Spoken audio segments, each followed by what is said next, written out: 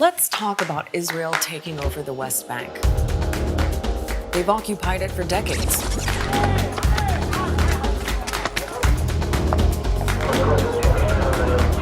The difference this time is Israel wants to make it official. The Palestinians call it an illegal land grab.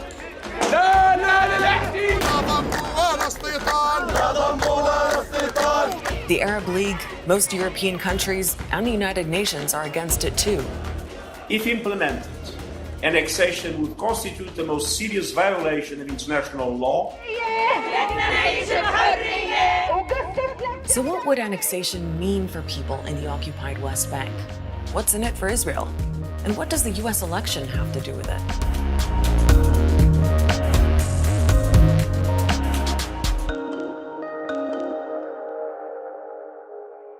When it comes to understanding news out of Israel and Palestine, it helps to look at a map. The fact that the map changes all the time, well, that's part of the problem. Here's what it looks like today. This part is considered Israel.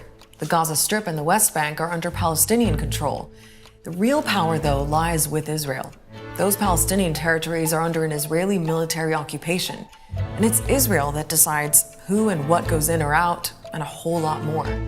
And this arrangement is considered illegal under international law. Now, the map hasn't always looked like this. This was Palestine before 1948. Over time, Israel expanded by winning wars, moving borders, and building settlements. The focus right now is the occupied West Bank. In more than 50 years, Israel's built at least 250 settlements. They're home to more than 600,000 Israeli settlers. And all those compounds are connected by roads that only Israelis can use. It means Palestinians are trapped on a patchwork of land, blocked by Israeli separation walls, and with limited freedom to travel. They have to get through Israeli military checkpoints. And now Israel wants to annex some of that territory, meaning it will extend its sovereignty over land it already occupies. Now, it's unclear which parts the Israeli government is eyeing, but it could be as much as 30% of the West Bank, including the Jordan Valley, maybe more. And the Palestinians see that only one way. It means the theft of land. And in the case of Palestine, it's not only the theft of land, but also the displacement of indigenous Palestinians. Let's understand what life is already like for Palestinians living in the West Bank.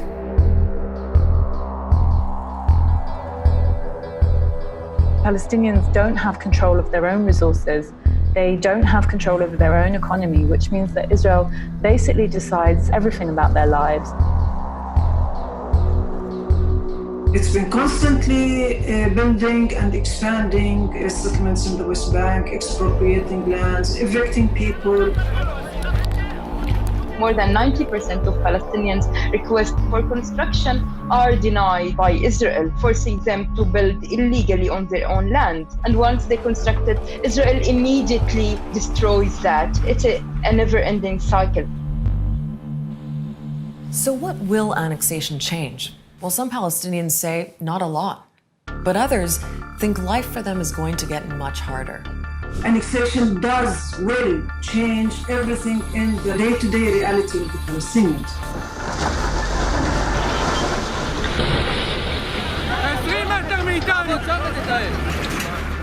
They fear more evictions, more Palestinians displaced, and even fewer rights. So what will be the status of Palestinians? Israel is not likely to recognize them as residents. The annexation, if it happens, means that Israel has declared itself as a country of apartheid, a much worse apartheid than what prevailed in South Africa.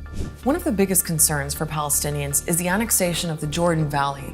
It'll give the Israeli military a strategic vantage point, full view and control over the area, plus total access to the Jordan River. It also means surrounding Palestinian territories in the West Bank and cutting off their access to water.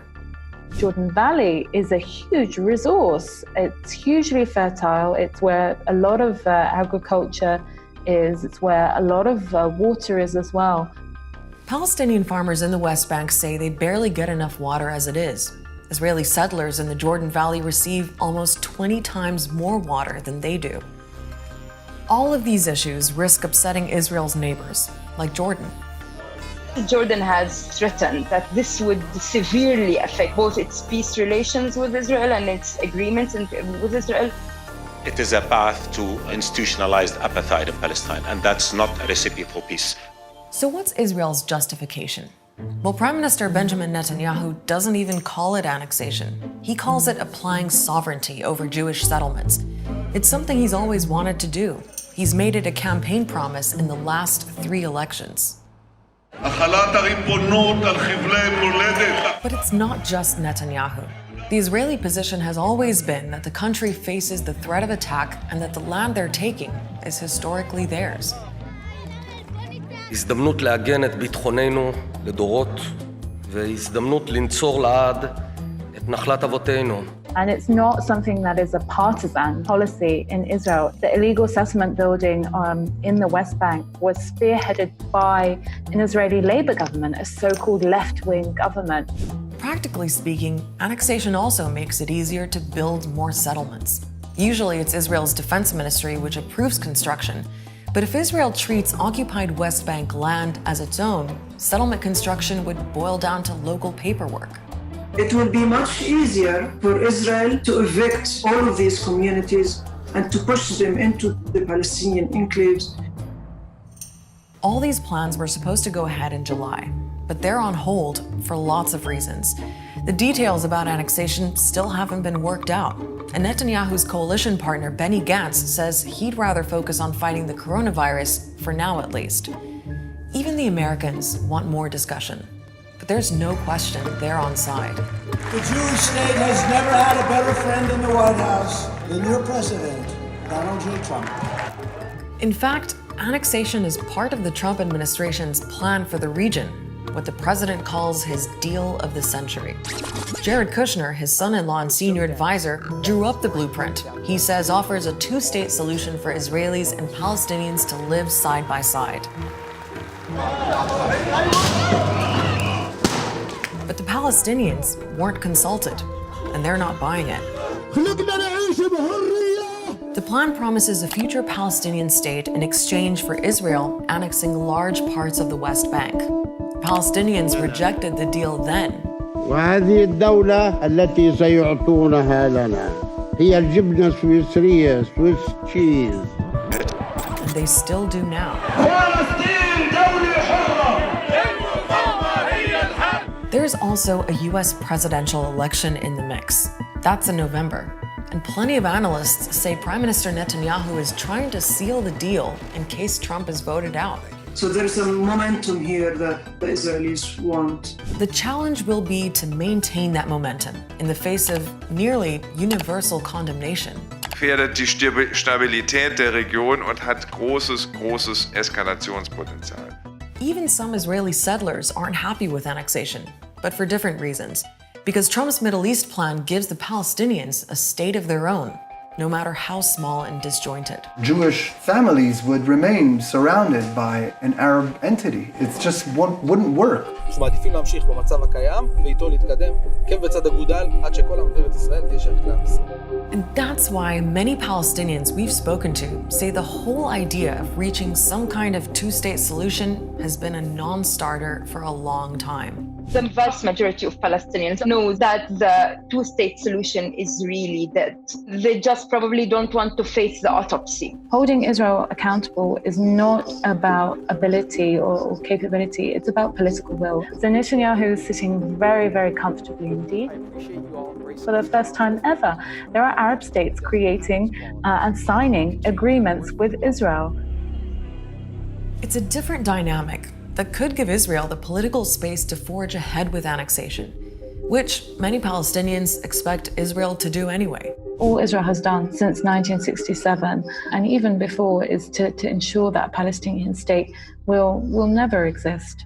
Palestinians say it's about Israel's track record. That's something they know well.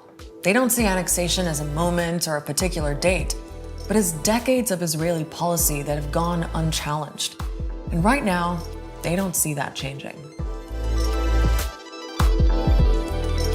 To find out more about the annexation plans, I'd recommend visiting Al Jazeera's website and clicking on the Interactives tab. The AJ Labs team has crunched the numbers and put together really informative maps that help illustrate what's going on in the West Bank. I'll see you all next week.